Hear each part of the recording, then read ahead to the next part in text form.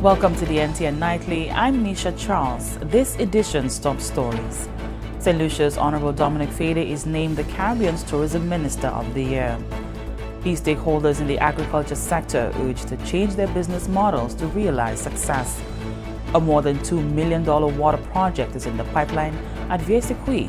All that plus the latest in youth development, sports, and the NTN Nouvelle offering. St. Lucia's winning streak in the highly competitive tourism industry continues, with Minister Honorable Dominic Fedee being named the Caribbean Tourism Minister for 2019. Honorable Fedee's stewardship has been recognized by the Caribbean Journal Caribbean Travel Awards. Minister Fedee is also being lauded for his leadership as chairman of the Caribbean Tourism Organization, the CTO. More now from Janelle Norville. Minister for Tourism, Information and Broadcasting, Culture and Creative Industries Honorable Dominic Fedee has been, among other things, overseeing the training of various subsectors in the tourism industry, enabling St. Lucia to continue on a path of growth. His dedication and commitment to growing St. Lucia's tourism industry have not gone unnoticed, as he has been named under the Caribbean Travel Awards as Caribbean Tourism Minister for the year. The minister is described as having helped steward a destination that is one of the hottest in the Caribbean and has become a haven for high-profile investment, from Cabot's highly anticipated gold resort at the northern tip of the island to a major new cruise destination in the south. Honorable Fedee was also commended for serving exemplary as chair of the Caribbean Tourism Organization and for doing an outstanding job as an ambassador for Caribbean tourism as a whole. The minister expressed gratitude for the recognition. I'm just really humbled by the whole thing. I just want to thank Caribbean Journal for recognizing the outstanding work that my team have been doing. I think it's a testament of the work that an entire industry of people are doing. All 20,000 tourism and hospitality workers, that's their award. I would like to dedicate it to them because they show up every day and they work hard, and they are the ones who meet the guests, and they're the ones that ensure that St. Lucia's reputation is #1. So the award really belongs to them.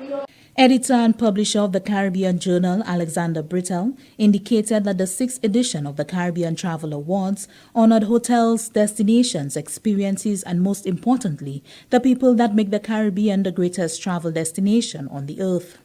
Minister Fedee highlighted a number of projects in the pipeline and some soon to come on stream. We are over 1.2 million visits a year in all of the different components of tourism. So the goal is to get that to around 2.5 million. That is where we're trying to get, but most importantly is to yield as much as we can from the most profitable aspect of the industry, which is the land-based side. So we've got over 2,000 rooms right now that are in the pipeline for development over the next 7 to 10 years. And if this all comes true, it means that St. Lucia would have some exciting brands. We are breaking ground very soon on the Hyatt. We have just broke ground on a new golf course and on Cabot Lodges as well. And we're seeing a lot of investors are planning for development. This year's Caribbean Travel Awards included winners across 21 categories, selected by Caribbean Journal's editorial staff and its network of contributors. For the Government Information Service, I am Janelle Norville.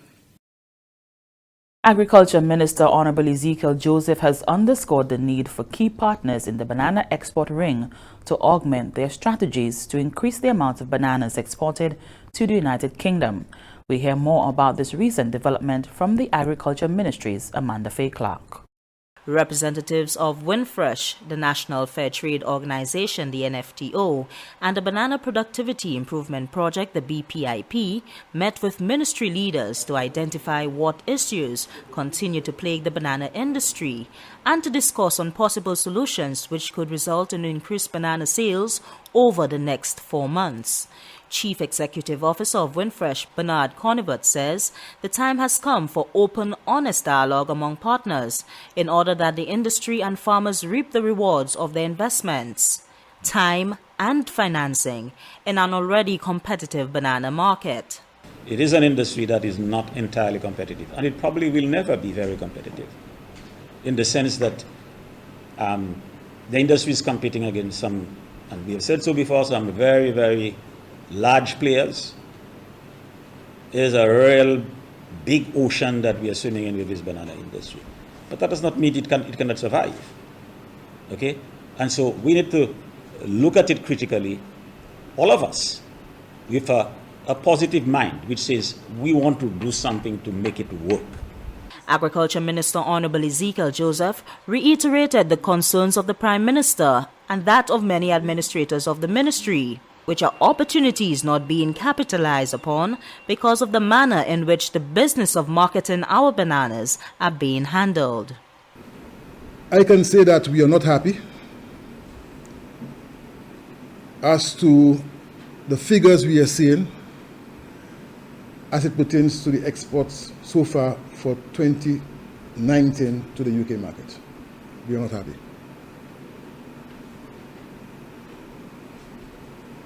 And I remember telling Mr. Sevre and Mr. Fontenade is there that I recall when Mr. Fontenade was in a position to provide the information, I used to get weekly information as to the exports.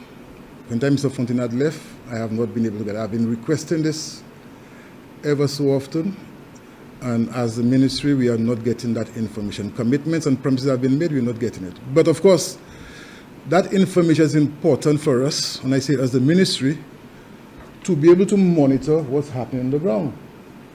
And for us to intervene, one, we believe is appropriate. So I am to believe that the mere fact that we're not getting the information is that everything seems to be okay. And we can only get involved because I've been told on many occasions, marketing is not your business, it's not the ministry's business. It's between Winfresh and NFTO. But when the fund hit the roof, they called to the ministry for some intervention. And I've said before, it's not after the horse has been bolted to call the ministry for intervention. I need to get weekly information. Minister Joseph insists that there must be a swift turnover on the part of all parties. Otherwise, alternative actions will be sought to enable St. Lucian bananas to increase market share in the UK. Winfresh is telling me that they're making, weekly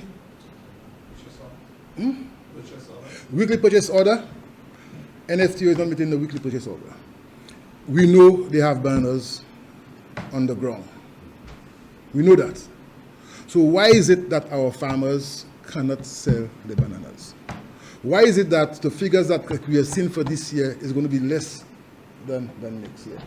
So moving forward, I want to make it clear that if the St. Lucia government is going to be involved in Winfresh, as far as my Prime Minister is concerned, we must see a significant, and I say this word deliberately, a significant improvement in the marketing of our bananas. If not, we have to look at options.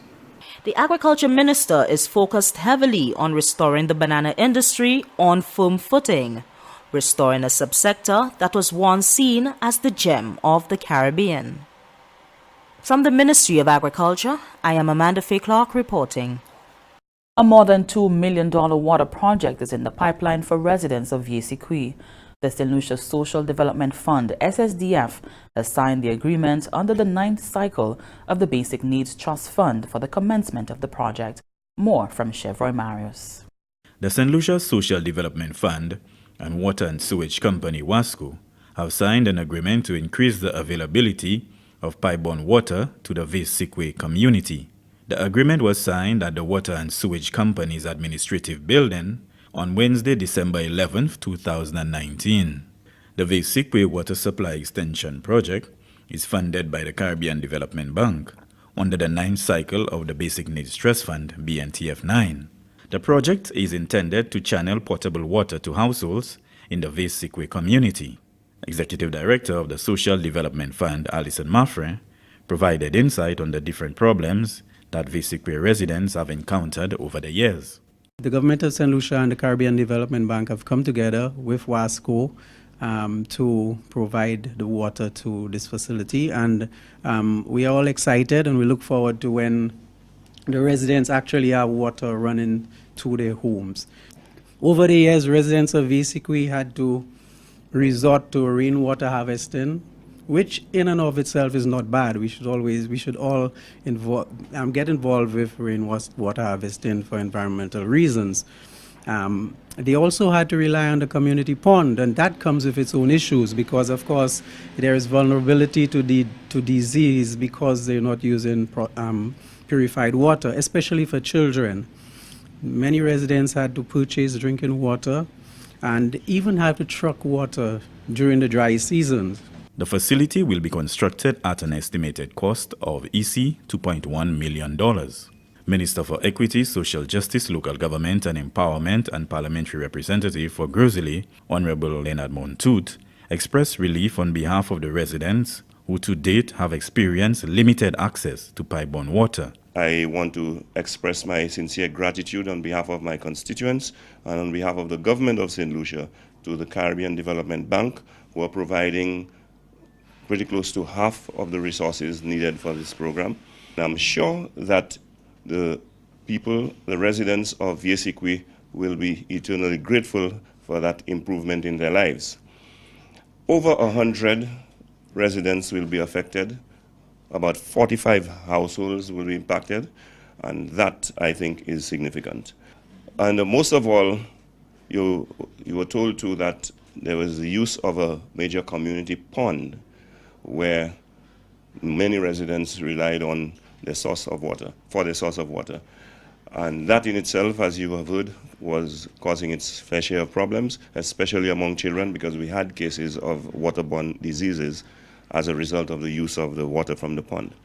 So these will be a thing of the past, and I'm happy to know that we will not only be making life easier, but improving in many ways the lives and health of the people of that community. Clean, safe water is a privilege that is often taken for granted in developed countries and one that is not always accessible in developing nations.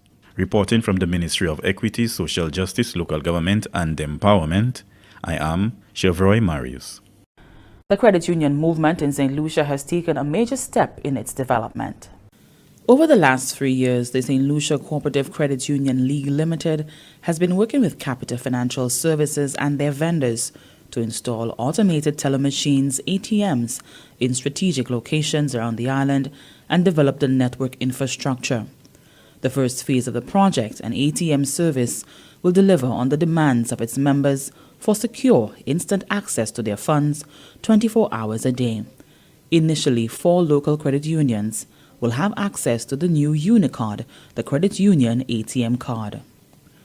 President of the St. Lucia Cooperative Credit Union League Limited, Gilroy Satney, says initial participating credit unions include Chazelle, Labrie, Monrepo, and the Teachers Cooperative Credit Union, with 4 others to follow suit.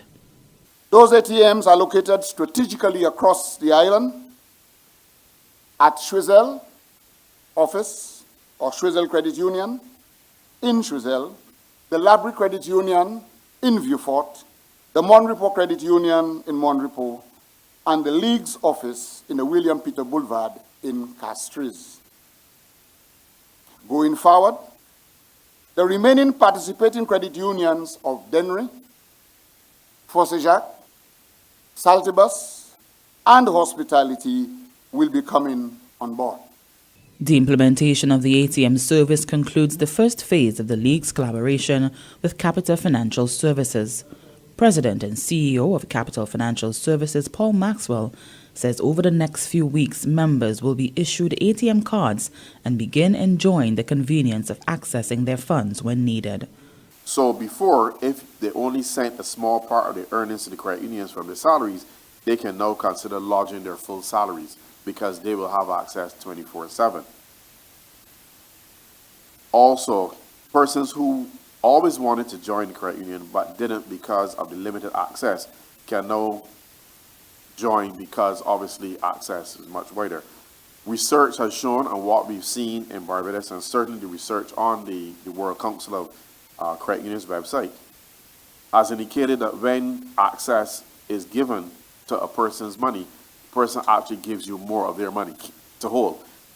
It is almost paradoxical, but it is true.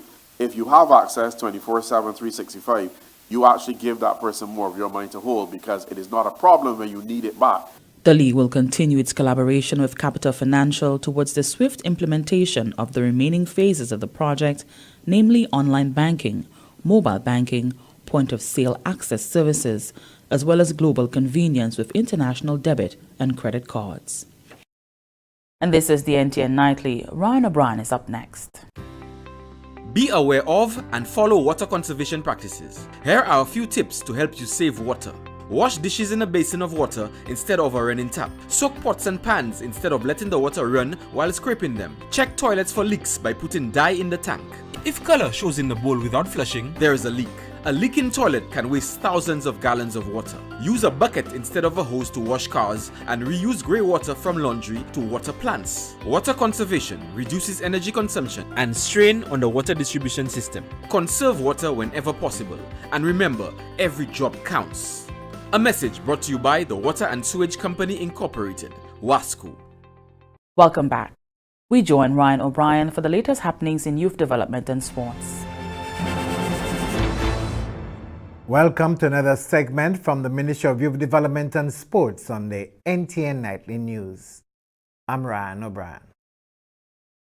News from the United Islands Under-15 cricket tournament being played in St. Vincent and the Grenadines. St. Lucia going down by 73 runs on Tuesday to Dominica at Park Hill. Sent in, Dominica batting first got to 175 for 7 or 50 overs, due mainly to an unbroken 7th wicket stand of 77 between Darren Toussaint 61 not out and Emil Gilbert 30 not out. Jason Vidal contributed 24. Bowling for St. Lucia, Darvin Ford picked up 3 for 38 and Jason Justin 2 for 20. In reply, St. Lucia struggled to 102 all out of 39.4 overs, with their captain Ken Elcock being the standout batsman yet again with a knock of 49, consisting 7 fours. Khalil St. Hill stroke 17. The wicket takers for Dominica were Hishon Viville 4 for 15 and Jelani Joseph 3 for 15.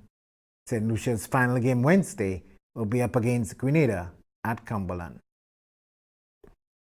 With the sod turning ceremony for the Mico playing field upgrade already taking place, the construction of a swimming pool as part of the upgrade will be a very crucial addition. Permanent Secretary in the Ministry of Youth Development and Sports, Benson Emile, spoke on the relevance of the inclusion of the swimming facility at Mico during the ceremony. And this facility can be used, for exercise as well, especially for our elderly, where jogging becomes difficult, and those high impact sports become very difficult. If you're in the swimming pool, it is less strain on your joints and it could facilitate, a lot more comfortable exercise. So that is the reason why this swimming pool is one of the first being erected outside of the north. The plan is to have one erected on the western side of the island, which is Soufrière, and for us to have a 50-meter aquatic center in the north of the island to facilitate us hosting regional and international swimming events. The upgrade of the Mico playing field is part of government's sporting infrastructure development program. And that's our segment from Youth Development and Sports for today. I'm Ryan O'Brien. Thanks, Ryan. The Church of Jesus Christ of Latter-day Saints has made a donation ahead of the holiday season to Comfort Bay Center. The details in this report. On Thursday, December 5, 2019, the Church of Jesus Christ Latter-day Saints handed over supplies to beneficiaries of the Comfort Bay Center for the Elderly. The ceremony was held at the Comfort Bay facility VF4. Elder David Nish is the representative of the Church of Jesus Christ Latter-day Saints. As part of our donation towards the community, we are very happy to hand over this equipment to Comfort Bay, which is extremely well run. The donation consisted of 14 mattresses, a large refrigerator, blood pressure kits, diabetes kits, and 2 long tables. According to head nurse Alicia Prince, the initiative was well received. I'd like to take this opportunity to thank the Church of Jesus Christ of Latter-day Saints for the invariable contribution. It was a much needed gesture for our facility. And I would like to thank you, Sister Boggs, Brother Boggs, Sister Nish, Brother Nish, for facilitating such. For members of the church, the greatest commandment is to love God with all their heart, and the second is to love others as they love themselves. Reporting from the Ministry of Equity, Social Justice, Local Government and Empowerment, I am Chevre Marius. And stay with the NTN Nightly. Up next, Primus Hutchinson is here with the NTN Nouvelle Creole. I was in my neighborhood. It was a very dark night and I decided to go for a drink by a bar. On my way from the bar, I felt the sting to my right leg. And when I looked back, I knew it was a full-less snake. You happen to be in an area where there are snakes and you are bitten by a snake. This is what you do.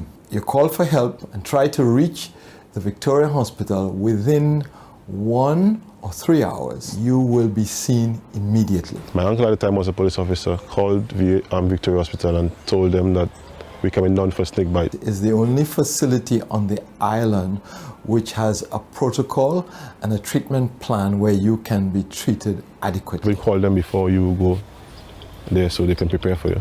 And rest assured that there are adequate supplies of antivenom with doctors who have been trained in the treatment protocols of the snake bite.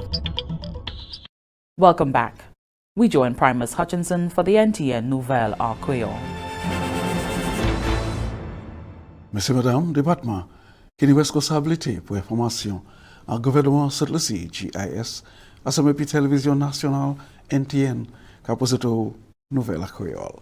Posé au Primus Hutchinson. Peuple pays en chemin pour recevoir bonne occupation santé, pas de yo en résident yo même. Ministre de Santé a commencé une initiative de l'examination pour connaître plus des degrés santé moun en cette lycée. Ça a fait un programme qui a porté nom STEP. Programme STEP ça là, c'est un côté les officiers santé qui a placé Kayakai au lieu pays là pour questionner et examiner moun qui ont l'âge 18 ans pour 89 l'année. À une discussion à ce NTN, un chef officier santé qui est responsable pour maladie qui pas cassime antion pour l'autre. Ça, c'est Dr. Chanel C. Fulbert, déclaré que, attention, c'est pour essayer de connaître des degrés santé, c'est mon ça là, et qui quantité sensible pour trouver maladie, compisado, malchair, pressure, et problème en fissimolio. So, nous avons regardé ces risk factors pour ces maladies. Si nous avons regardé si nous avons fumé, comment est-ce que nous avons boire un chai warm, qui la quantité sel nous avons manger, est-ce que vous manger fruits, est-ce que vous pas manger fruits, est-ce que vous faire exercice, est-ce que vous pas faire, est-ce que vous juste assis by quoi. Nous regarder ces bagages ça, puis nous ouais ces bagages ça là qui fait moun plus joindre ces maladies ça. So nous voulons regarder comment est cette lycéen yé, les nous regarder maladie qu'on a et ces bagages là qui cause maladie qu'on a. So step survey ça est important tout bonnement. Nos des affaires santé publique Alma Dola expliquer la façon que l'examination ça la qu'a conduit. Plan selon nos Dola, c'est pour établir une liste de 6400 moun en pays. Nous pas savoir qui moun, c'est un manière yo ka servi pour choisir yo et then yo ka choisir c'est kaila. So nous ka ni en nos et que l'autre moun ka me des questions, là yo aller la kaila. Yo ka poser moun qui 1800 pour 69 l'année et que vous mettez ces noms à son anti-device et que là fait ça vous choisi yon moun en kaila et que là choisi yon moun là nous ka encourager yon moun ça pour faire répondre ces questions et pour prendre ces mesures yo ka mesurer moins yo pressure yo qui peser yo ka peser yo. Mais si yon moun ça pas vle faire il pas ça faire l'autre comme oui et ben c'est pour faire so nous ka dit Moun nan yo swazi a se moun nan nou ka encourager pour faire là. Et là nous commence moun qui pas kay ça fait. Comme si moun nan bien malade de carbone, si moun nan gros boudé pas kay ça pour misia, mais yo ça me des questions, yo ça pour pêcher. Si moun nan l'hôpital, si moun nan ka rester dans kay pour grand moun, c'est moun ça yo pas kay ça fait. Mais l'autre c'est moun nan qui moun nan santé, nous kay ça fait c'est moun ça. Eh ben nous kay poto plus d'informations concernant le programme santé step ça là, sur l'autre nouvelle. Première phase développement projet pour 8 bâtis dans la place Castries, j'ai à présent trouvé en bas ministère pour affaires développement économique. Présentation ça a été faite en finissement mois novembre en facilité à même par les maires Castries Peterson Francis. Établissement nouveau ça là, bâti en façon pour abattre cyclone qui a poussé vent plus fort qui descend lié par l'État. Il y a aussi nécessité facilité pour aider ces ouvriers là ménager provision primaire. Facilité neuf ça là, qui aussi nion sans table, qui a une capacité pour tuer n'importe provision qui ces ouvriers là qui. Selon les maires Francis, les facilités ça a commencé opération officiellement. Ces ouvriers là qui à présent a utilisé vieux établissement les pompiers à la rue Jérémy, qui a trouvé une facilité qui est très avancée. Les maires Francis déclarent que la place pour les revendeurs très important pour un produit touristique et qui a inspiré pour commencement opération facilité neuf ça là. Côté ces revendeurs là qui a opéré à d'ailleurs l'environnement qui a embrassé toute façon qui est confortable. L'autre part de première phase là, parce que projet ça là, qui a une diverses côtés pour boire et manger, comme restaurant, place pour ça vendre viande avec poisson, établissement pour poser et pour garder belle thé, villa et les boutiques pour acheter divers produits sans payer taxes.